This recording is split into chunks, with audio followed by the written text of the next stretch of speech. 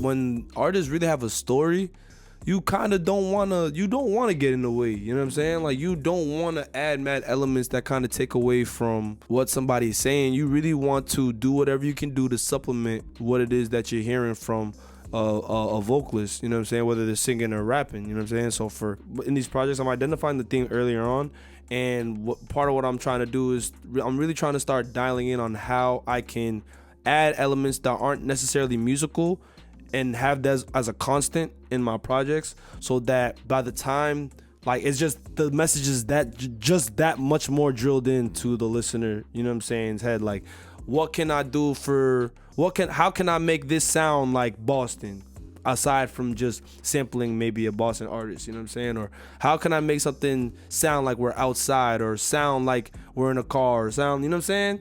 And like, especially like in production, like the use of Foley, like, is like the easy way to, like, you know, just like everyday sounds and adding that into your music and shit like that.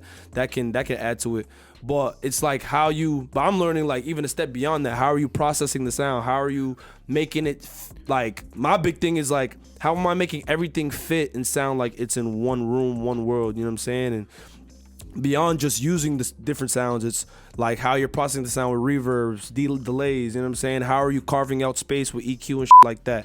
That all really, like, plays a big part in production, leaving that space that you're talking about, you know what I'm saying? And I really realized that in order for me to really be as strong, I really appreciate my journey, and I really appreciate people like J Rose that I met along the way, you know what I'm saying? And people like C4 who I met along the way, who, like, allowed me to, you know, kind of use them and experiment with them, as far as, like, to do exactly what I'm saying, what I'm doing. But I say that to say that, like, through J Rose in the Sound Lab, like, I wouldn't have been able to be as strong as a producer I am today without learning engineering, you know what I'm saying, and learning some of these principles when it comes to, like, affecting sound for me to convey a message, you know what I'm saying? I wouldn't be so, like, adept at picking samples and learning how certain samples can, like, supplement a certain vibe if I hadn't made 100 records, 200 records with C4 earlier on, you know what I'm saying?